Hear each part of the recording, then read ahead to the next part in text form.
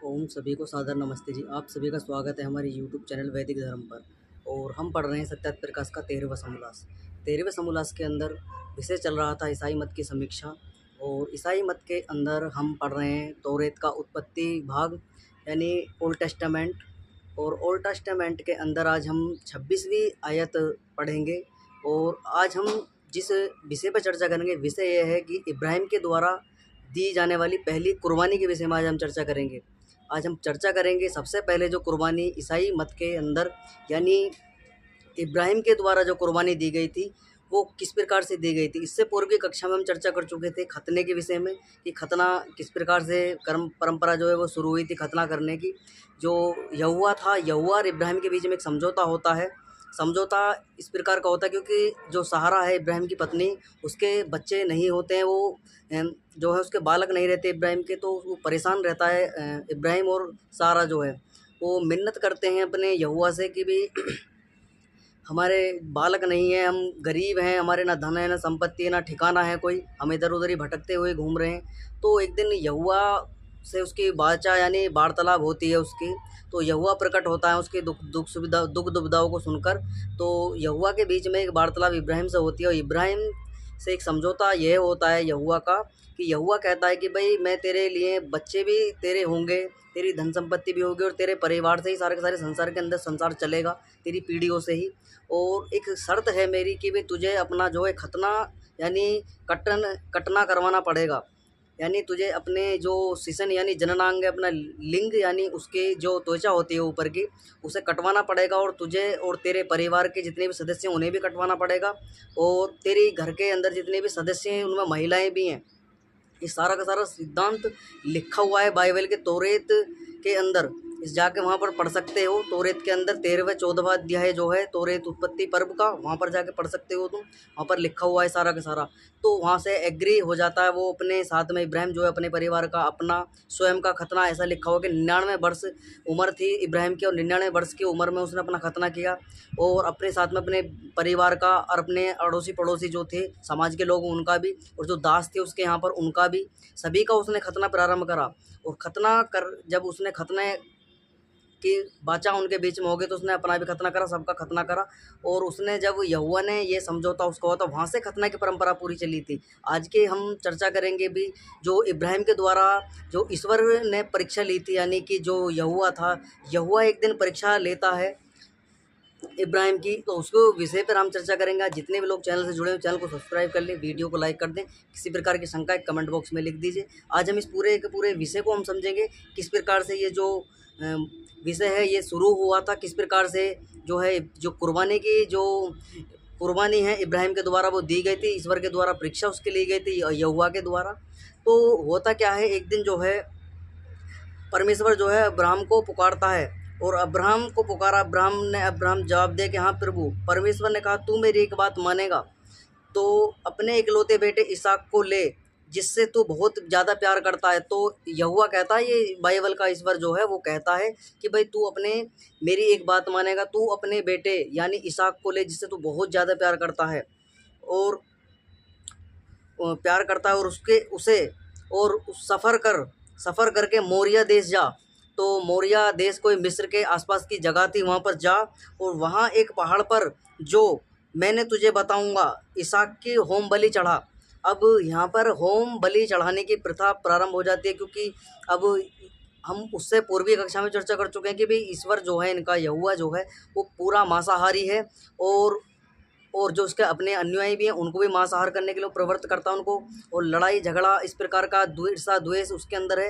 ये पूरी की पूरी छवि ऐसे यहोवा की बनी हुई है कि वो पहला प्रथम जो कत्ल है वो यहोवा जो है हाबिल का काइन के द्वारा करवा देता है। उनके बीच में एक फूट डाल देता है, काइन की भेंट स्वीकार नहीं करता, हाबिल की भेड़ वाली भेंट स्वीकार कर लेता है। वहाँ उनकी हत्या हाबिल की हो जाती है काइन के द्वारा। तो वहाँ जो है विवाद का कारण जो है वो यहोवा ही था क्योंकि उसने जो काइन फल फूल की भेंट लेकर गया था उसकी उसने जो है उसे स्वीकार नहीं करी। वहाँ पर भी होम बलि जो है हाबिल के द्वारा चढ़ाई जाती है। ऐसी भेंट एक वेदी बनाकर उस पर भेंट दी जाती है, हाबिल के द्वारा भेड़ों को पकाकर परोसा जाता है। अब ऐसा ईश्वर जिसका हो जो होम बलि यानी वेदी चढ़ाकर वेदी बनवाकर उस पर जो है मांस पकाकर कुछ पान उसका करता हो, और वही जीव जंतु जिसका वो निर्माण करने वाला परमेश्वर है यहोवा बाइबल का, वही उन जीव जंतु को बनाता है, वही उनकी भेंट खा लेता है। वो इस प्रकार से ये सिद्ध होता है कि वास्तव में वो ईश्वर नहीं है, वो कोई मनुष्य है। ऋषिगण उसकी समीक्षा करते हैं सत्य प्रकाश के अंदर कि भाई वो कोई ईश्वर नहीं है, जिसको वो ईश्वर कोई ऐसा मनुष्य है जो अपने स्वार्थ को पूरा करने के लिए वो बलि चढ़वाता है, वेदी पर जो है मांस पकवाता है। जबकि वेदी शुद्ध पर्यावरण को शुद्ध करने के लिए, होम करने के लिए वेदी बनाई जाती है। वैदिक मत के अंदर जो वेदी बनाने का सिद्धांत है वो यही है कि पर्यावरण को शुद्धि करने के लिए हो, जिससे हमारा वातावरण शुद्ध हो, अपने जो रोग हमारे अंदर, कोई व्याधियाँ हमारे शरीर के अंदर आ चुकी हैं वो स्वस्थ रहें हम। तो सारा का सारा पर्यावरण को शुद्ध करने के लिए जो हमारे दिन प्रतिदिन हमारे द्वारा प्रदूषण होता है, मल मूत्र त्याग आदि हम करते हैं। शरीर संसार के अंदर हम अनेकों प्रकार की औषधियों, वनस्पतियों, फूल पत्ती आदियों का, अन्नों का आदि को हम सबका भक्षण हम करते हैं, इनका प्रयोग हम लेते हैं अपने जीवन के अंदर। तो कहीं ना कहीं हमारा भी योगदान बनता है कि भाई उनको हम दोबारा से उनको पनपने के लिए, उनको फूलने फूलने के लिए हम जो है कुछ ऐसा कार्य करें वो जिससे वो स्वस्थ, यानी वो प्रकृति जो है अपने जो रूप है उसमें दोबारा उसमें विघटन ना हो, अपने ठीक प्रकार से अपने फलती फूलती रहे और स्वस्थ रहे, किसी प्रकार की जो है प्रकृति के अंदर अभाव पैदा ना हो किसी प्रकार का। तो उसको शुद्ध करने के लिए, वायु को शुद्ध करने के लिए हम होम करते हैं। लेकिन होम की परंपरा यहाँ पर उलट है बाइबल के अंदर। वो होम की वेदी जलाकर जो उस पर मांस पकाते हैं, मांस पकाकर भक्षण करते हैं, यहोवा को भेंट चढ़ाते हैं किसी भी कार्य को करने के लिए। ऐसा यहोवा है, यहोवा जो है इतना लालची है इनका, वो जब भी किसी कार्य को सिद्ध, किसी को अपनी भेंट यानी कोई भी कार्य पूरा करने का आशीर्वाद देता है, उसके बदले वो भेंट मांगता है। तो अब यहाँ पर उसकी अजीब ही शर्त थी। इसहाक यानी जो इब्राहिम का बेटा था, जिससे वो बहुत ज़्यादा प्यार करता था, वहाँ उसको वो कहता है कि भाई अपने जिससे तू बहुत ज़्यादा प्यार करता है और उसे जो है तू उसकी होम बलि चढ़ा, भेंट चढ़ा, उसको मोरिया देश लेकर जा, और वहाँ पर जो है उस पहाड़ पर जो है उसको पहाड़ पर ले जाकर जो है उसको वेदी पर रख। तो ये पूरा का पूरा वहाँ पर अब्राहम सुबह सुबह उठता है। अब अब्राहम क्या करता है, सुबह सुबह उठता है और उसने अपने गधे पर काठी कसी और अपने बेटे इसहाक के साथ साथ 2 सेवकों को लिया। अब्राहम ने होम बलि के लिए लकड़ियाँ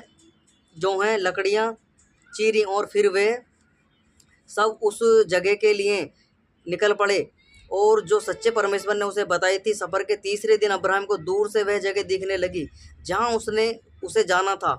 तब उसने अपने सेवकों से कहा, तुम दोनों यहाँ गधे के पास रुको और मैं लड़का वहाँ जाकर परमेश्वर की उपासना करके आते हैं। तो उनको जो 2 व्यक्ति अब्राहम अपने साथ में ले गए, तो उनको पता नहीं थी कि भाई ये होम बलि चढ़ाना अपने बेटे को ही मारने के लिए ले जा रहा है, यहोवा को भेंट चढ़ाएगा इसकी। तो उनको बताता है कि भाई तुम यहाँ रुको, मैं हम दोनों बाप बेटे जाकर वहाँ इब्राहिम और इसहाक यानी अपने बेटे को ले जाता है कि मैं इसको जो है हम दोनों परमेश्वर से दुआ कर आते हैं हम। तो इब्राहिम जो है होम बलि की लकड़ियाँ लीं और अपने बेटे इसहाक के कंधे पर रखीं। फिर अब्राहम ने आग और छुरा लिया। इब्राहिम ने जो है भैया एक छुरा निकाला, उसे यज्ञ जो वेदी बनाई थी होम बलि, जो आग लगाई उसमें, और आग लगाकर जो है बलि पर छुरा उसने रखा और अपने बेटे इसहाक के कंधे पर रखी छुरी। तो अब जब इसहाक ने अपने पिता से कहा तो आग और छुरा लेते हैं और दोनों के दोनों चलते रहते हैं। जब चलते चलते रास्ते में पहुँचते तो इसहाक सवाल करता है अपने पिता से। इसहाक कहता है कि हे मेरे पिता। अब्राहम बोला, हाँ बेटा। इसहाक ने कहा, अगर और लकड़ी तो हम ले आए, मगर होम बलि के लिए भेड़ कहाँ है? अब्राहम ने कहा, बेटे होम बलि के लिए भेड़ का इंतजाम परमेश्वर खुदा करेगा। और वह दोनों साथ चलते गए। तो वो कहता है उसको पता नहीं थी कि भाई मेरी बलि चढ़ाने के लिए जा रहा है, क्योंकि इसहाक को भी खुद पता नहीं थी। उसको पता था कि भाई होम बलि जो दी जाती है वो भेड़ बकरों की दी जाती है, तो उसको पता नहीं था। तो वो कहता है कि भेड़ कहाँ है, हम किसकी होम बलि देंगे? तो इसहाक अपने पिता से सवाल करता है इब्राहिम से। वो कहता है कि भेड़ का इंतजाम जो है वो परमेश्वर करेगा। तब अब्राहम बोला अब तो अब्राहम ने एक वेदी बनाई और उस पर लकड़ियाँ बिछाई और उसने अपने बेटे इसहाक के हाथ पैर बांध दिए। तो इसहाक, अब इब्राहिम ने क्या करा, चलते चलते उस जगह पहुँचे जहाँ सच्चे परमेश्वर ने अब्राहम को बताई थी। वहाँ अब्राहम ने एक वेदी बनाई और वेदी बनाकर उस पर लकड़ियाँ बिछाई और फिर उसने अपने बेटे के हाथ पैर बांध दिए। तो इब्राहिम ने क्या किया, वहाँ पर इसहाक के जो है लेटाकर वेदी पर अपने बेटे के हाथ पैर बांधकर उस पर लिटा दिया और उसे लकड़ियाँ पर लिटा दिया। फिर अब्राहम ने अपने बेटे को मारने के लिए हाथ बढ़ाकर छुरा उठाया। तो अपने मारने के लिए वो छुरा उठाकर उसकी गर्दन पर रख दिया। मगर तभी स्वर्ग से यहोवा के दूतों ने आवाज़ लगाई कि अब्राहम, आवाज़ दी, अब्राहम अब्राहम। तू अब्राहम बोला, हाँ प्रभु। स्वर्गदूत ने उससे कहा, लड़के को मत मार, उसे कुछ मत कर। अब मैं जान गया हूँ कि तू सचमुच परमेश्वर से डरता है, डरने वाला, मानने वाला है, इंसान है, क्योंकि तू अपने इकलौते बेटे तक को भी मुझे देने से पीछे नहीं हटा। तो ये सारा का सारा सिद्धांत आयत नंबर 6 बाइबल के तौरीत उत्पत्ति अध्याय नंबर 25-26 के अंदर लिखा हुआ है। वहाँ जाकर पढ़ सकते हो, जिनको ये सारे की सारी कि भाई ईश्वर हमारा ऐसा नहीं है, पक्षपाती नहीं है। खास करके ईसाई और जो बाइबल पर ईमान लाने वाले लोग हैं, ईमान वो इसी कहते हैं कि वो जो विश्वास लाने वाले लोग हैं, वो सारे के सारे जाकर उसको पढ़ सकते हैं। ऋषि दंत ने इसीलिए इसकी समीक्षा की कि जिसका ईश्वर जो है इस प्रकार के कृत्य करता हो, पहले लोगों के बलि चढ़वाता हो, बलि मांगता हो, उनको कुछ भी लालची इतना है यहोवा कि भाई किसी भी कार्य को करने के लिए, अपने भक्तों को कुछ भी कार्य करने के लिए, कुछ भी कार्य संपन्न करने के लिए उनका वो होम बलि की भेंट मांगता है कि भाई, और वो बलि भी भेंट भी ऐसी मांगता है, कच्ची नहीं, पका के भेंट चाहिए। तो वास्तव में पका के भेंट तो भाई साहब मनुष्य खाता है, कच्चा मांस मनुष्य नहीं खाता। जंगली मनुष्य ही कच्चा मांस खा सकते हैं, लेकिन जो कुछ पढ़े यानी बुद्धिमान है, जिनके थोड़े अंदर बुद्धि है, वह मनुष्य जो है पका कर मांस खाते हैं, वर्तमान में भी खाते हैं। तो ये राक्षस प्रवृत्ति उसको कहनी चाहिए। वास्तव में ये सारा का सारा जो भोजन मांस का, मदिरा का भक्षण करने का जो है, सारा का सारा भगवान का नहीं हो सकता, ये किसी राक्षस प्रवृत्ति वाले व्यक्ति का है। तो ऋषि स्पष्ट खंडन करते हैं, भाई ये कोई ईश्वर नहीं हो सकता है जो मांस खाता हो।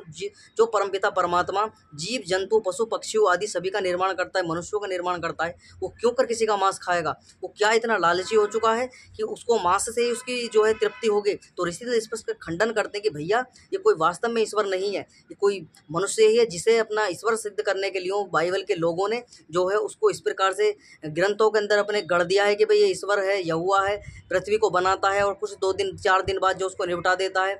आदम बनाया था, आदम को निपटा दिया, हव्वा को भी निपटा दिया उसने। कुछ फल उसने खा लिए थे, बाड़ी में रख दिए थे यहोवा आदम जो है, और उसने जो है सांप के द्वारा उनको ज्ञान दे देगा। फिर सांप भी इनके ऐसे ऐसे हैं और पेड़ भी ऐसे हैं, ज्ञान का पेड़ है, सांप भी बोलने वाला है। फिर वो पाप बढ़ जाते हैं पृथ्वी के ऊपर, फिर पृथ्वी को नष्ट कर देता है। फिर एक नया मनुष्य उत्पन्न कर देता है, नूह को एक परिवार नूह का बनाकर उसको जहाज में बैठाने के लिए कह देता है, भाई तू जहाज में चला जा और मैं संसार की प्रलय करने वाला हूँ, पूरी पृथ्वी जल में डूब जाएगी।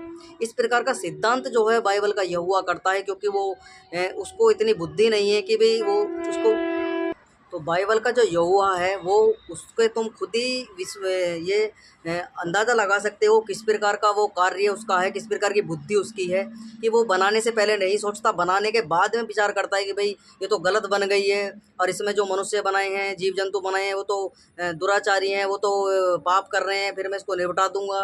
फिर 10 दिन बाद दोबारा मनुष्य बनाता है, फिर पृथ्वी को निपटा देता है। ये सारा का सारा एक अज्ञानी मनुष्य का कार्य है, ये वास्तव में ईश्वर का कार्य नहीं। ईश्वर का तुम्हें कार्य देखना है तो वर्तमान की सृष्टि को देख सकते हो। परमपिता परमात्मा किसी का हाथ पकड़ के रोकता नहीं कि भाई तू उसका जो है बुरा मत कर, भला मत ना कर। परमपिता परमात्मा ने ये जो मनुष्य है उसको स्वतंत्र छोड़ रखा है, और स्वतंत्र का वो इतना फ़ायदा मनुष्य उठा रहा है कि वो गलत कार्य करने से, मांस खाने से, शराब पीने से, दुराचार व्यभिचार करने से, बलात्कार करने से, दूसरों लोगों को सताने से, उनको दुख देने से भी पीछे नहीं हटता है मनुष्य। वो यही सोचता है कि भाई मेरा यही मन जो जन्म है, यही लास्ट मेरा जन्म है, और उसके बाद मेरा कोई जन्म नहीं होगा, और मुझे कोई जो है पाप यानी जो मैंने पाप कर लिया उनका फल मुझे भोगना नहीं पड़ेगा। लेकिन सत्यता यह है कि भाई जो कार्य जिस भी मनुष्य के द्वारा मनुष्य जीवन के अंदर किए जा रहे हैं, उनका 100% ना कहकर 1,00,000% भी कहा जाए ना, अरब % भी कहा जाए, तब भी उसको फल भोगने पड़ेंगे। ये कर्म फल सिद्धांत के आधार पर सृष्टि चलती है, और ये ऐसे नहीं है यहोवा के कहने से कि भाई उसको कोई, अब वर्तमान में देखा जाए तो कितना पाप दुराचार व्यभिचार हो रहा है, रात दिन लोगों का मतांतरण हो रहा है ईसाइयों के द्वारा, मुसलमानों के द्वारा, और बलियाँ दी जा रही हैं, मांस काटे जा रहे हैं, भेड़ बकरी आदि पशुओं को जो है उनकी कुर्बानियाँ दी जा रही हैं। तो सारा का सारा षड्यंत्र जो है अपने जीव की चेष्टा यानी अपने यानी जीव का स्वाद चखने के लिए वो अपने मांस जो है मदिरा आदि को भी चाट जाते हैं। किसी भी पशु पक्षियों की हत्या करने से भी पीछे नहीं हट रहे हैं लोग। अब इससे ज़्यादा गलत कृत्य कब होगा? तो सारा का सारा लेकिन ईश्वर को कोई फ़र्क नहीं पड़ रहा इससे। क्यों नहीं पड़ रहा? क्योंकि ईश्वर सब कुछ जानता है, उसको सब कुछ पता है कि भाई ये कर रहे हैं, यही भरेंगे, यही करने वाले यही भरेंगे। तो ईश्वर अपने सृष्टि को बनाता है, सृष्टि को चलाता है, सृष्टि का निर्माण करता है, सृष्टि का पालन करता है। वो ये नहीं है कोई किसी के कत्ल कर रहा है, किसी के गर्दन काट रहा है, कोई किसी का बलात्कार कर रहा है, कोई दारू पी रहा है, कोई मांस खा रहा है, उनको हाथ पकड़ के रोकना आएगा। ऐसा परमपिता परमात्मा कभी नहीं करेगा। चाहे पूरी सृष्टि के अंदर मनुष्य एक दूसरे को काट मार कर लें, परमपिता परमात्मा पे कोई फ़र्क नहीं पड़ने वाला है। लेकिन जो इस कार्य को करने में लिप्त है, जो दूसरे को दुःख देने में प्रयुक्त है, चाहे वो जीव को दे रहा हो, पशुओं को दे रहा हो, पक्षियों को दे रहा हो, मनुष्यों को दे रहा हो, वो इस बात को कान खोलकर अपनी आँखों में, अपनी नाक, बुद्धि, अपने मस्तिष्क के जंगों को खोल के सुन लेवे कि भई उसके साथ में यही कृत्य घटेगा ही। वो संपूर्ण सृष्टि का नियम है, परमपिता परमात्मा का बनाया हुआ नियम है। जिस योनियों का भक्षण तुम्हारे द्वारा किया जा रहा है, उस योनियों को तुम प्राप्त होगे। चाहे भेड़ का मांस खाओ, चाहे बकरे का खाओ, चाहे कटले का खाओ, चाहे गऊ को खाओ, चाहे गऊ के बछड़े को खाओ, ये सारा का सारा तुम्हें भोगना पड़ेगा, तुम्हारी आत्मा। और जब तुम्हारे गर्दनों पे छुरी चलेगी तब तुम्हें महसूस होगा कि किस प्रकार से जीव जंतु जो बेचारा एक निर्जीव है, यानी कि जो बोल नहीं सकता, बेजुबान जानवर है, उसको किस प्रकार से छुरी उसकी गर्दन पर चलाई जाती है, किस प्रकार से पक्षियों को उनकी हत्या कर दी जाती है अपने स्वार्थ को पूरा करने के लिए। और एक ऐसा उसको भगवान कहने पे धिक्कार है, उसको भगवान नहीं कहकर शैतान कहना चाहिए। क्योंकि जो मनुष्य ऐसा भगवान जो दूसरे की जीव की हत्या करवा कर खुश होता हो और अपनी खुशी मनाता हो, वो वास्तव में कोई राक्षस ही है, उसको राक्षस कहना चाहिए। क्योंकि मांसाहार, मद्य और मांस, ये सारे के सारे भोजन, दुराचार, व्यभिचार, दूसरे स्त्रियों के साथ व्यभिचार, दुराचार करना, बलात्कार करना, ये सारे राक्षसों के कार्य हैं। ऐसे राक्षस उसको कहना चाहिए जो दूसरे का मांस खाकर प्रसन्न होता हो।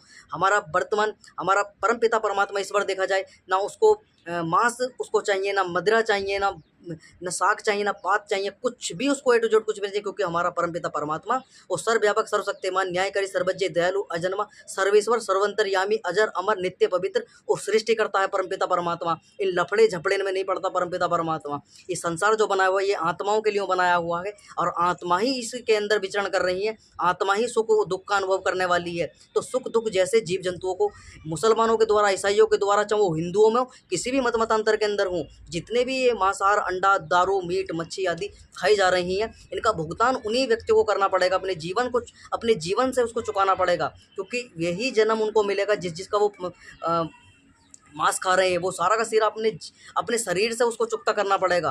तो लेकिन अज्ञानता के कारण लोग इस बात को नहीं समझ पाते, तर्क वितर्क करते हैं, एक दूसरे से जो है वास्तव में सत्यता को स्वीकार करने को तैयार नहीं है। वेद क्या कहता है? वेद यही कहता है कि सत्य को स्वीकार करो, जीव हिंसा मत करो, जीवों को हिंसा मत करो। जैसे तुम्हें सुख प्रिय है, तुम्हें थोड़ा सा कट लग जाए, थोड़ा सा तुम्हारा कोई काट दे, चाकू लग जाए, कुछ भी लग जाए तो तुम्हें जल जाओ, या थोड़ा तुम्हें कुछ भी पीड़ा हो तो तुम्हें कितना दर्द होता है। उस बेजुबान को देखो जिसको तुम हलाल कर करके थोड़ा थोड़ा उसको तड़पा तड़पा कर तुम्हारे द्वारा मारा जाता है लोगों के द्वारा, जिसे तुम हलाल कहते हो, हलाल सर्टिफाइड प्रोडक्ट की मांग करते हो, जिस पर गवर्नमेंट ने रोक लगा दी। बड़ा अच्छा कार्य गवर्नमेंट ने किया है कि भाई ये रोक लगाई गई। ये सारा का सारा कार्य जो है तड़पा तड़पा कर उसको जिबह किया है, उसको जिबह बोला जाता है, कुर्बानी उसको बोला जाता है। तो पहली जो कुर्बानी का जो हम पढ़ रहे हैं वो इब्राहिम के द्वारा कुर्बानी अपने बेटे इसहाक की देने के लिए वो तैयार हो गया। वो इसहाक इब्राहिम जो है, और उससे स्वर्ग के दूत आ जाते हैं एकदम से कि भाई नहीं तू इसको मत ना मारे, तू तो जो है यहोवा का पक्का भक्त है, तू यहोवा से डरता है और यहोवा पर तेरी श्रद्धा है, यहोवा खुश हुए। और इस प्रकार का कार्य कोई अज्ञानता के कारण कोई मूर्ख व्यक्ति के सारे कार्य हैं। वास्तव में ईश्वर ऐसा कार्य नहीं करता है। तो ईश्वर को तुम समझ गया, ईश्वर अनंत है और ईश्वर कभी जन्म नहीं लेता, कभी मृत्यु नहीं होती, ना कभी मांस खाता, क्योंकि वो शरीर में ही नहीं आता। ईश्वर परमपिता परमात्मा, अपने कान खोल को सुन लो, परमपिता परमात्मा निराकार ओम ईश्वर ना तो जन्म लेता है, ना मृत्यु होती है, ना राग में फंसता है, ना द्वेष में फंसता है, ना कलेश में फंसता है। उसे किसी भी संसार के अंदर किसी भी जो सृष्टि बना दी है ना, उसको बस इतना पता है, परमपिता परमात्मा का इतना कार्य है कि मुझे सृष्टि के अंदर जो जीव है ना उनका पालन करना है, उनको जन्म देना है कर्म के आधार पर। जैसे जैसे उन्होंने कर्म करे हैं वैसी वैसी योनियों में उनको मुझे जन्म देना है, उनका पालन करना है और इस सृष्टि का मुझे निर्माण करना है और इसका प्रलय करना है। इससे इतना मतलब है उसको, 3-4 चीज़ों से। बाकी संसार के अंदर कोई किसी को मारो, पीटो, काटो, वो आत्मा ही उसको दुख सुख को झेलने वाली है। वो उसी पर निर्भर है, जो किसी को दुख दो, किसी को सुख दो, लेकिन भुगतना तुमको पड़ेगा। सुख दोगे तो सुख मिलेगा। ये कर्म फल सिद्धांत है, जैसा करोगे वैसा ही भरोगे। गलत करोगे गलत फल मिलेगा, गलत योनियों में जाओगे, सांप, कीड़े, बिच्छू, लैट्रिन, गटर आदियों में कीड़े छोटे छोटे कीट जो देखते हो ना, ये सब वही व्यक्ति हैं जिनको वैदिक विद्वानों के द्वारा, ईश्वर के द्वारा सचेत किया गया था कि भाई सुधर जाओ, मांसाहार मत ना करो, मदिरा मत पियो, दूसरे पशु पक्षियों आदियों की हत्या मत ना करो। लेकिन उन्होंने नहीं माना, दुख दिया, चोरी की, डकैती की, दूसरे लोगों की हत्याएं की, परेशान किया उन्हें। तो आज देखो किस प्रकार से वो योनियां बन बनकर जो है मच्छर, मक्खी, कीट पतंग, नाली के कीड़े, जीव जंतुएं, मुर्गा, बकरा आदि जिनकी तुम कुर्बानियाँ आदि देते हो, उनको भोग रहे हैं। वो सारे के सारे पहले उन्होंने भी कृत्य किए थे, आज वो अपने शरीर से चुका रहे हैं। तो यही चुकाना पड़ेगा तुम्हें भी। नहीं समझोगे, चाहे नहीं समझोगे तो तुम्हारे सारे का सारा भुगतना ही तुम्हें पड़ेगा। आगे हम अपने विषय पर आते हैं, किस प्रकार से लिखा है, ऋषि दंड ने आगे समीक्षा की है इसकी। तो आगे बढ़ते हैं। फिर अब्राहिम ने ये नज़र दौड़ाई। अब्राहिम ने देखा कि भाई कुछ ही दूरी पर एक मेढ़ा कहते हैं बकरे के बच्चे को। तो कुछ लोग इसके भाषा को नहीं समझ पाएंगे, तो मैं उन्हें बता दूं, जो बकरे का बच्चा होता है या भेड़ का बच्चा होता है उसे मेढ़ा कहा जाता है, जो छोटा बच्चा होता है।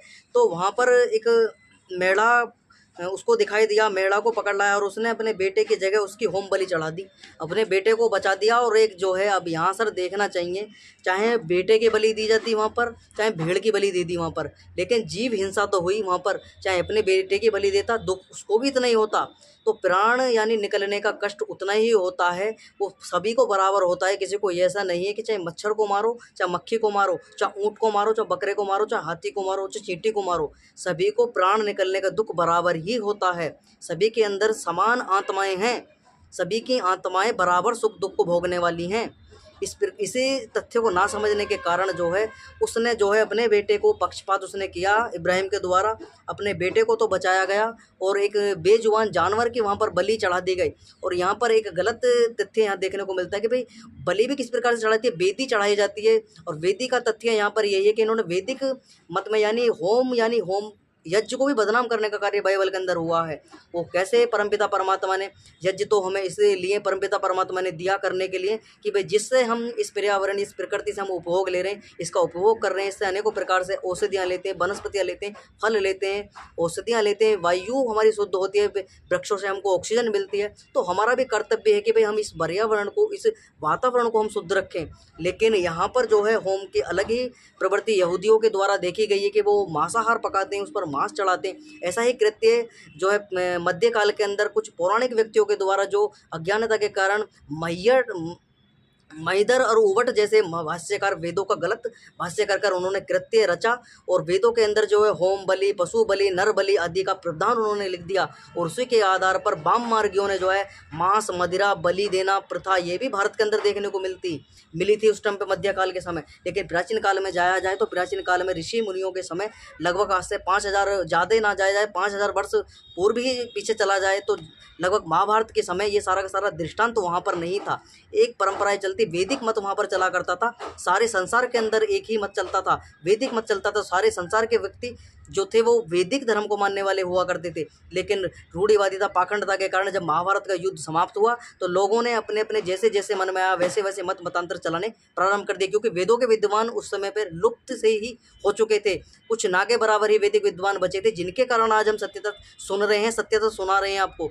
वो उन्हीं की मेहरबानी है, उन्हीं की ही धन्यवाद उनको देना चाहिए कि उन्होंने वेदों को बचाकर उनको सजोने का कार्य किया। और हमारी आने वाली वर्तमान पीढ़ी भी उस वेद के विज्ञान को, उस ज्ञान को पढ़ेगी। और वो ज्ञान विज्ञान जो है उनका पढ़ा हुआ ऋषि मुनियों का ज्ञान हम आप तक पहुंचा रहे हैं। वो सारा का सारा पीढ़ी दर पीढ़ी डीएनए से चला हुआ आ रहा है। लेकिन उन्होंने बिगाड़ कर अपने अलग अलग मत पंथ संप्रदाय बना लिए और लोगों को गुमराह करते हैं, लोगों को बहकाते हैं, फुसलाते हैं, उनको सब प्रकार से जो है उनको अपने आचरण विरुद्ध उनका हो रहा है। और ठीक प्रकार से उनके जीवन को नष्ट करने का कार्य किया जा रहा है समाज के अंदर।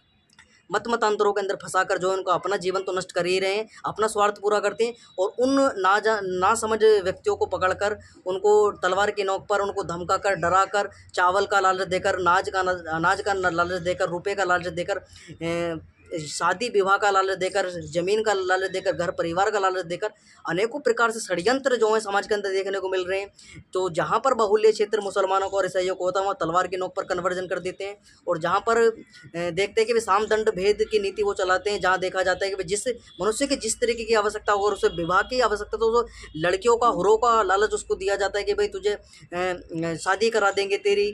और विवाह तेरा करा देंगे, और तुझे नौकरी नहीं तो तेरा नौकरी कहीं लगवा देंगे, तेरा बिजनेस करवा देंगे, और तेरा घर नहीं है तेरा घर बनवा देंगे, तो सारा का सारा तेरे अनाज नहीं है खाने को, तेरे राशन पानी की सुविधा हम तेरी कर देंगे। तो ये बहुत सारा षड्यंत्र समाज के अंदर देखने को मिल रहा है। और सारे के सारे मैं आपको बता दूं, भारतवर्ष के अंदर और जितने भी भारत के पड़ोसी देश हैं, ये जितने भी हैं सारे के सारे भारत के ही भूमि से ही कटे हुए सारे के सारे क्षेत्र हैं। और ये सारे के सारे एक समय पर वैदिक परंपरा को मानने वाले, आर्य संस्कृति को मानने वाले लोग हुआ करते थे।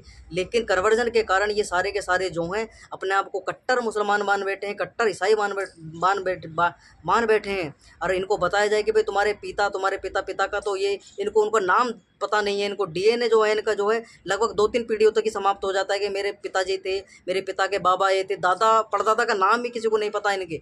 बस दादा और दादा तक ये नाम पता है, बस 2-4 किसी को पता होगा। उससे 2-4 पीढ़ी और पीछे जाया जाए तो उनका राम और श्याम सिंह, राम सिंह और रामपाल, अर्जुन, ऐसे नाम निकल निकल के आएंगे इनके सबके, क्योंकि हिंदू ही हैं। और ये डर के कारण, लालच के कारण, भय के कारण जो है, और जो है अपनी जान बचाने के कारण जो है अनेकों प्रकार से अपने ज़िंदगियों को बचाने के लिए उन लोगों ने अपने मतांतरण कर लिया। मुसलमानों के समय में ईसाइयों ने भी खूब जो है लगभग 300-400 वर्ष पहले कोई कसर नहीं छोड़ी। उन्होंने भी जो है हालेलुया हालेलुया करके, वर्तमान में भी एक कार्यक्रम चल रहा है, चंगाई सभाएं चलती हैं, और लोगों को मतांतरण, आदिवासी वनवासी क्षेत्रों में जा जाकर जो है दलितों को जो है इस प्रकार से उनको भड़काया जाता है। राम ऐसे थे, कृष्ण ऐसे थे, क्योंकि अज्ञानता उनके अंदर इतनी भर चुकी है, वो अपने शास्त्रों को नहीं पढ़ते, वैदिक शास्त्रों का अध्ययन नहीं करते। और जिस शास्त्र का अध्ययन नहीं करता, जो धर्म को नहीं जानता, वो एक दिन जो है विधर्मी बनकर जो है अपने ही लोगों का कत्ल करने के लिए वो तत्पर हो जाता है, क्योंकि विधर्मी वो बन जाता है। धर्म को ना जानने के कारण वो विधर्मी बन जाता है।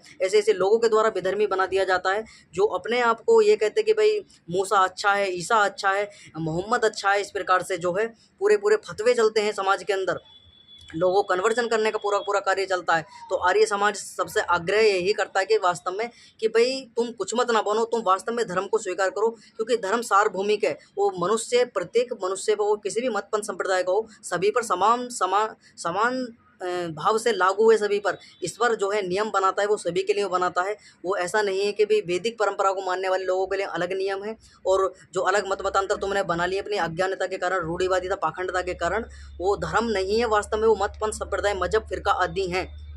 धर्म एक ही होता है, वो है सत्य सनातन वैदिक धर्म।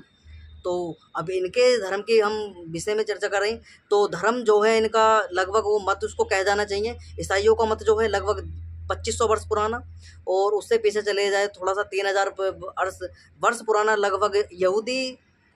इतना टोटल इनका समय काल बैठता है 3000 के आसपास। उससे पीछे हम चले जाएं तो उससे पीछे लगभग पारसी हैं 3500-3200 के आसपास। पारसी इनसे भी पुराना मत है, यहूदियों से भी, क्योंकि पारसियों से यहूदी बने, यहूदियों से ईसाई बने, ईसाइयों से मुसलमान बने। तो ये 3-4 ऐसी संप्रदाय हैं जो विदेशी धरती पर पनपे, उसी से पूरा का पूरा जो है सिद्धांत चला हुआ आ रहा है। और वो पीढ़ी दर पीढ़ी इनका इब्राहिम, इनका इस्माइल, इनका मूसा, इनका ईसा, ये सभी के सभी जो हैं, जो पैगंबर हैं यहूदी धर्म के, वो मुसलमान भी मानते हैं उसी को, ईसाई भी मानते हैं, यहूदी तो मानते ही मानते हैं। और यरूशलेम जो इनकी जगह है, जिसको पवित्र स्थल माना जाता है, उस पर विवाद इनका चलता रहता है। पीछे की कक्षा में विचार मैं कर चुका हूँ अपने में, कि उसी पर जो हैं, जो वहाँ पर ये कहते कि भाई हमारे जो ईसा थे वो इन्होंने यहाँ पर उपदेश दिए थे, मूसा ने उपदेश दिए थे, और हमारे जो मोहम्मद साहब हैं वो स्वर्ग को, यहाँ से जन्नत को गए थे। तो ये सारा का सारा वहाँ पर विवाद चलता रहता है। वास्तव में एक ही माता पिता के संतान ये तीनों के तीनों हैं, लेकिन स्वीकार नहीं करते, झगड़ा वहाँ पर चलता रहता है यरूशलेम यानी फ़िलिस्तीन के अंदर। तो अपने विषय पर हम लौटते हैं। तो किस प्रकार से जो है इब्राहिम जो यहोवा है, तो उसका जो है ऋषि ने समीक्षा करते हैं कि भाई आगे इब्राहिम ने देखा कि जो मैं उसको लाया जाता है, घनी झाड़ियों में फंसा हुआ था वो मेढ़ा, जो नहीं भेड़ का बच्चा, और इब्राहिम उसे मेढ़े को पकड़ लाया और उसने अपने बेटे की जगह उसकी होम बलि चढ़ाई। इब्राहिम ने उस जगह का नाम यहोवा यिरे रखा। तो जहाँ पर होम बलि चढ़ाई गई थी उस मेढ़े की यानी भेड़ के बच्चे की, तो इब्राहिम ने उसका नाम जो है बदल कर जो है वहाँ उसका नाम जो जगह का रखा था यहोवा यिरे, यहोवा यिरे नाम रखा। इसलिए आज भी यहाँ यहाँ कहा जाता है कि यहोवा के पहाड़ पर इंतजाम हो जाएगा। तो जो भी वहाँ जाता है वहाँ यहोवा यिरे पर, तो वहाँ पर भेड़ आदि वहाँ पर बिकते हैं, कुर्बानी वहाँ पर दी जाती है आज भी। तो आगे लिखते हैं ऋषि सरस्वती के यहोवा के स्वर्गदूत ने दूसरी बार स्वर्ग से इब्राहिम को आवाज़ दी और कहा, यहोवा कहता है कि तू अपने बेटे को, अपने इकलौते बेटे को भी देने से पीछे नहीं हटा। तेरे इस काम की वजह से मैं अपनी शपथ खाकर कहता हूँ कि मैं तुझे और आशीष दूंगा और तेरे वंश को इतना बढ़ाऊंगा कि आसमान के तारों और समुद्र के किनारे बालू के किनको जैसा अनगिनत हो जाएगा, और तेरे वंश पर अपने दुश्मनों के शहरों को अपने अधिकार में कर लेगा, और तेरे वंश के जरिए धरती की सभी जातियां आशीष पाएंगी, क्योंकि तूने मेरी आज्ञा मानी है। इसके बाद अब्राहम ने अपने सेवकों के पास आया और फिर से सब बेरशेबा लौट गए, और अब्राहम बेरशेबा कोई शहरता में ही रहा। और कुछ समय बाद इब्राहिम को यह खबर मिली कि तेरे भाई नहूर को भी उसकी पत्नी मिला के बेटे हुए हैं। तो तेरे भाई नूर को और उसकी पत्नी को मिला के, यानी तेरी भाई की पत्नी को और तेरी पत्नी को बेटे हुए हैं।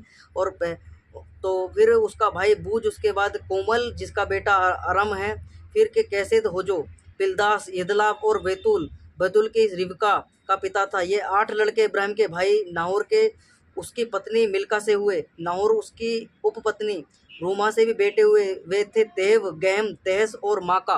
ये पूरा का पूरा सिद्धांत हमने आज पढ़ा कि किस प्रकार से प्रथम कुर्बानी का सिद्धांत चला था। और आगे कुछ चर्चा और है वो आपके समक्ष कर दूं। तो ऋषि दयानंद यहाँ कहते हैं कि भाई अब स्पष्ट बाइबल का जो अल्पज्य सर्वज्ञ और इब्राहिम भी एक भला मनुष्य था, नहीं तो ऐसी चेष्टा क्यों करता। और जो बाइबल का ईश्वर सर्वज्ञ होता तो उसकी भविष्य सृजा और सर्वज्ञता से जान लेता। इससे निश्चित होता है कि ईसाइयों का ईश्वर सर्वज्ञ नहीं है। तो ऋषिदंत खंडन कर देते हैं कि वो ईश्वर सर्वज्ञ नहीं है।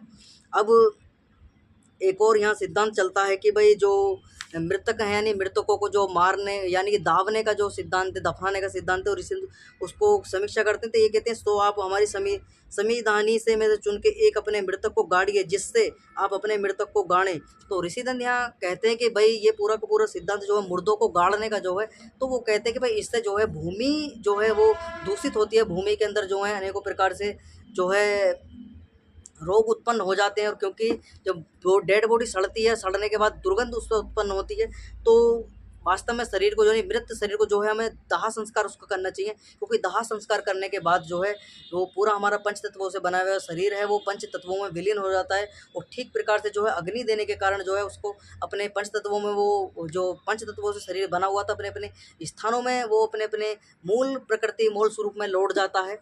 तो ऋषिदंत कहते हैं कि भाई ये सारा का सारा सिद्धांत जो मुर्दे गाड़ने वाड़ने का जो है, ये वेद विरुद्ध है, और ये अज्ञानता के कारण ऐसा सारा का सारा सिद्धांत चलता है। तो ऋषिदंत आगे समीक्षा करते हैं कि भाई देखो, जिससे प्रीति हो सके जलाना अच्छी बात नहीं, और गाड़ना जैसे कि उसको सुला देना, इसलिए गाड़ना अच्छा है। तो ये यहूदी लोग तर्क देते हैं कि भाई जिसको प्रीति हो उसको गाड़ना अच्छा है, उसको जलाना अच्छा नहीं है।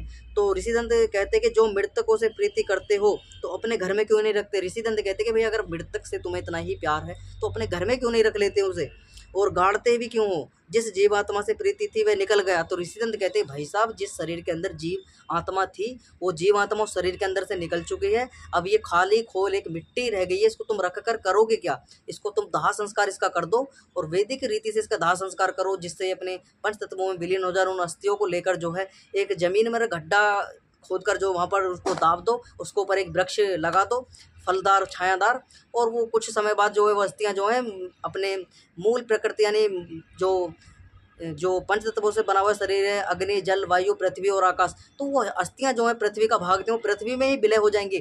कुछ समय बाद वो पृथ्वी में विलुप्त हो जाती हैं, पृथ्वी अपने अंदर उसको जो है ग्रहण कर लेती है, वो सूक्ष्मता में चली जाती हैं। तो ऋषिदंत कहते हैं कि ऐसे ही पूरा का पूरा विवरण वैदिक संस्कार के, वैदिक रीति से संस्कार किया जाता है, इस तरीके से करना चाहिए। तो अब ऋषिदंत आगे लिखते हैं कि भाई जिस जीवात्मा से प्रीति थी वह निकल गया। अब दुर्गंध मिट्टी से क्या प्रीति, और जो प्रीति कहते हो तो उसको पृथ्वी में क्यों गाड़ते हो। क्योंकि किसी से कोई कहे कि तुमको भूमि में गाड़ देवे तो वह सुनकर प्रसन्न कभी नहीं होता, और उसके मुख, आँख और शरीर पर धूल, पत्थर, ईंट, चूना डालना, छाती पर पत्थर रखना कौन सा प्रीति का काम है। तो ऋषिदंत स्पष्ट खंडन करते हैं कि भैया इतना सारा तामझाम करने की क्या ज़रूरत है। मिट्टी डालना, गड्ढा खोदना, और उस पर लिपाई पुताई करना और संदूक में डालकर गाड़ने से बहुत दुर्गंध और पृथ्वी से निकल वायु को बिगाड़कर दारुण रोग उत्पत्ति करता है। दूसरा, एक मुर्दे के लिए कम से कम 6 हाथ लंबी और 4 हाथ चौड़ी भूमि चाहिए। तो क्योंकि 6 हाथ लंबी भूमि और 4 हाथ चौड़ी ही कबर बनाई जाती है, तो ऋषि स्पष्ट कह रहे हैं कि भाई भूमि चाहिए। इस हिसाब से 100,000 व लाख अथवा करोड़ों मनुष्यों के लिए कितनी भूमि जो व्यर्थ रुक जाती है, ना वह खेत ना बगीचा और ना बसने के काम की रहती है। इसलिए सबसे बुरा गाड़ना है, उससे कुछ थोड़ा बुरा जल में डालना। तो ऋषिंद कहते हैं कि भाई जल में भी नहीं डालना चाहिए, उससे कुछ थोड़ा बुरा जो है जल में भी डालना है। तो आगे लिखते हैं कि ऋषिधन सरस्वती, क्योंकि उसको जल जंतु उसी समय चीर फाड़ के खा लेते हैं, परंतु कुछ हाड़ व मल जल में रहेगा, वह सड़कर जगत को दुखदायक होगा। उससे कुछ एक थोड़ा बुरा जंगल में छोड़ना है। तो ऋषि दंत जितने भी मृत शरीर के साथ में कृत्य लोग करते हैं, कोई वनों में छोड़ देता है, कोई पानी में फेंक देता है, कोई गाड़ देता है, तो उनकी ऋषि दंत खंडन करते हैं कि भाई इस तरीके का कृत्य जो है मृत शरीर के साथ में नहीं करना चाहिए। उसको एक वेदी रीति से, एक सम्मान के साथ में उसका दाह संस्कार, उसकी डेड बॉडी का कर देना चाहिए। लेकिन ये सारे के सारे कृत्य जो हैं वो चलते हैं समाज के अंदर, जो है यहूदी और मुसलमानों के अंदर, और कुछ और भी मतांतर हैं जिनके अंदर ये गाड़ने की परंपरा चलती है। तो ऋषि दंत आगे खंडन करते हैं कि जो आगे दुखता है वो उससे कुछ थोड़ा जंगल में छोड़ना है, क्योंकि उसको मांसाहारी पशु पक्षी लूच खाएंगे, तथापि उसके हाड़ ही मज्जा मल सड़कर जितना दुर्गंध करेगा उतना जगत का अनुपकार होगा। और जो जलाना है वह सर्वोत्तम है, क्योंकि उसके सब पदार्थ अणु होकर वायु में उड़ जाएंगे। तो ऋषि दंत कहते हैं कि भाई वो जो सूक्ष्म उसका यानी जो डेड बॉडी है उसका पंच तत्वों में विलीन हो जाएगा, वो सारा का सारा अपने पंच तत्वों में विलीन हो जाएगी वो डेड बॉडी जो है, और अपने एक निजी जो उसका मूल प्रकृति का स्वरूप है, अग्नि में चली जाएगी, वायु में, जल में मिल जाएगा, पृथ्वी में, आकाश ही है। आकाश जो सर्वत्र है, आकाश कभी बनता नहीं है, नहीं कि बिगड़ता है, क्योंकि आकाश के कारण ही सारी जीवात्माएं, ईश्वर आदि सभी गमन कर रहे हैं, अपने सर्वव्यापक हैं सभी के सभी। आकाश ना हो तो कोई भी आत्माएं आदि संसार आदि नहीं चल सकता है। तो ईश्वर जो है एक तत्व ऐसा है, इसका निर्माण ईश्वर के द्वारा भी नहीं करता, वो है आकाश तत्व। आकाश सर्वत्र है, इसी के अंदर जीवात्माएं रहती हैं। आगे लिखते हैं ऋषि सरस्वती, एक प्रश्न इनके द्वारा किया जाता है ईसाइयों के द्वारा, जलाने से भी तो दुर्गंध होता है। तो ऋषि दंत यहाँ इसकी समीक्षा करते हैं कि जो अविधि से जलावे तो थोड़ा सा होता है। तो ऋषि दंत कहते हैं कि जो अविधि यानी कि कुछ उसमें घी सामग्री आदि ना डाली जाए और उसको ऐसे ही जला दिया है, आधा कच्चा वो रह जाए, पूरा डेड बॉडी ना जले, तो उससे दुर्गंध भी होती है। ऋषि दंत मानते हैं इस बात को, लेकिन परंतु गाड़ने आदि से बहुत कम होता है। और जो विधि पूर्वक, जैसे कि वेद में लिखा है, वेदी मुर्दों के 3 हाथ गहरी 3.5 हाथ चौड़ी। तो ऋषि दंत कहते हैं वेदी मुर्दे से 3 हाथ गहरी 3.5 हाथ चौड़ी, 5 हाथ लंबी, तल में 1.5 हाथ बीता, अर्थात चढ़ा उतार खोदकर शरीर के बराबर घी, उसमें 1 सेर में रत्ती भर कस्तूरी, मासा भर केसर डाल, न्यून से न्यून आधा मन चंदन आदि, चाहे जितना लें, अगर तगर कपूर आदि और पलास आदि की लकड़ियों को वेदी में जमा कर उस पर मुर्दा रख के पुनः चारों ओर ऊपर वेदी के मुख से एक एक वीता तक भर के उस घी की आहुति देकर जलाना लिखा है। उस प्रकार से दाह करें तो कुछ अच्छा है, तो भी दुर्गंध ना हो, किंतु इसी का नाम अंत्येष्टि नरमेध पुरुषमेध यज्ञ है। और जो दरिद्र हो तो 20 सेर से कम घी चिता में ना डालें, चाहे वे भीख मांगने व जाति वाले के देने अथवा राज से मिलने से प्राप्त हो, परंतु उसी प्रकार दाह करें। जो घृत आदि किसी प्रकार ना मिल सके तो तथापि गाड़ने आदि से केवल लकड़ी से भी मृतक का जलाना उत्तम है, क्योंकि एक विश्वा भर भूमि में एक अथवा एक वेदी लाखों करोड़ों मृतक जल सकते हैं।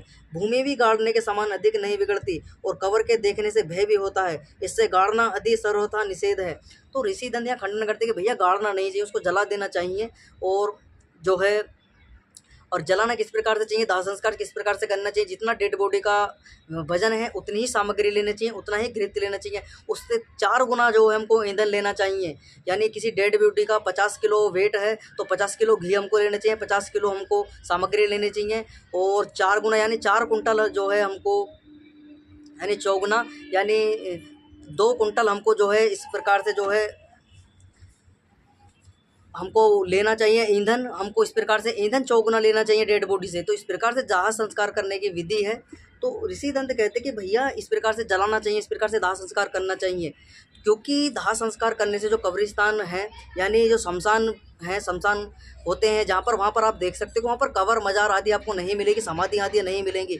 एक ही स्थान पर जितने भी वहाँ पर होती हैं, जितने भी कहीं भी किसी की मृत्यु हो जाती है, वैदिक यानी हिंदू धर्म के अंदर तो लोग जो है शमशान में ले जाते हैं, उसको जलाते हैं, उसी पर किसी दूसरे की डेड बॉडी यानी किसी के दूसरे की मृत्यु हो जाती है, उसी सेम स्थान पर उसको जलाया जाता है। उससे जगह भी नहीं गिरती, दुर्गंध भी नहीं होती, और शमशान के अंदर इस प्रकार से भी नहीं देखा जाता कि डर का माहौल हो, भय का माहौल हो। और तुम शमशान घाटों के अंदर जाकर देखा जाए जहाँ पर मुर्दे आदि दफनाए जाते हैं मुसलमानों के, चाहे वो ईसाइयों के कब्रिस्तान हो, तो भाई साहब डर का भय का माहौल है। लोग वहाँ से निकलना भी वहाँ से पसंद नहीं करते कि भाई यहाँ तो आवाज़ें आती हैं, ये होता है फलाने का, तो मतलब हज़ारों तरीके की वहाँ पर इस प्रकार की अफवाहें वहाँ पर उड़ना प्रारंभ हो जाती हैं। लोग वहाँ पर जाते हैं कि वहाँ पर कोई डेड बॉडी को ठीक प्रकार से नहीं दफनाया जाता है, तो वहाँ पर दुर्गंध भी वहाँ पर उत्पन्न होती है।